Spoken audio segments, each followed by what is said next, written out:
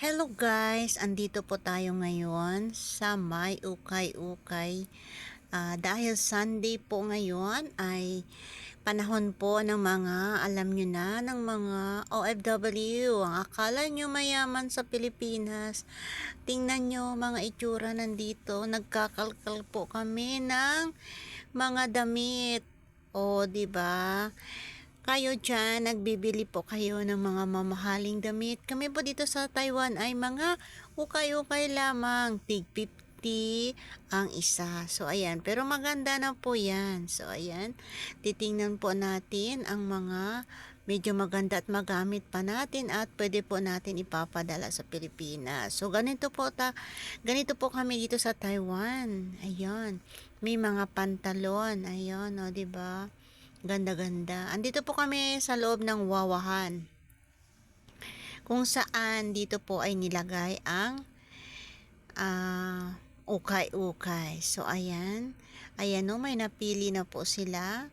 Ayan, pupunta po tayo dito sa may gilid. At meron naman po dito ay mga damit ng mga pangbata. Ayun. Ayun ang cute ng damit ng pangbata. So, 'di ba?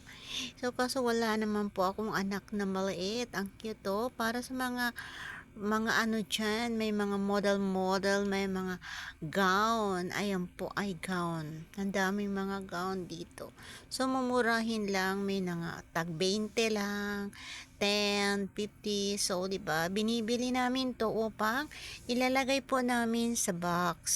Ayun. So, ilalagay po namin yan sa box and then ipapadala po namin sa Pilipinas.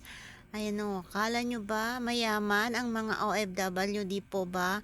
So, ayan naman, tapos na po tayo sa may ukay-ukay. Pupunta naman po tayo sa may prutasan. Ayan po ang watermelon. 40 lang po daw isa, pero hindi natin alam kung matamis ba siya sa loob o hindi.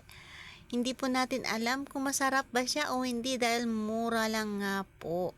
So, ayan. So, dahil mura at magpipili po tayo. Dahil tayo po yung mga Pinoy ay mahilig sa mura.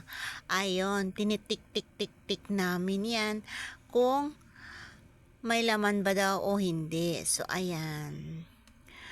Pero dahil hindi po talaga kami satisfied sa mga binibili namin, ayan, tinitingnan po namin yung ukay-ukay dahil po, ayun, ay naku po, paano ba talaga bibili ng watermelon?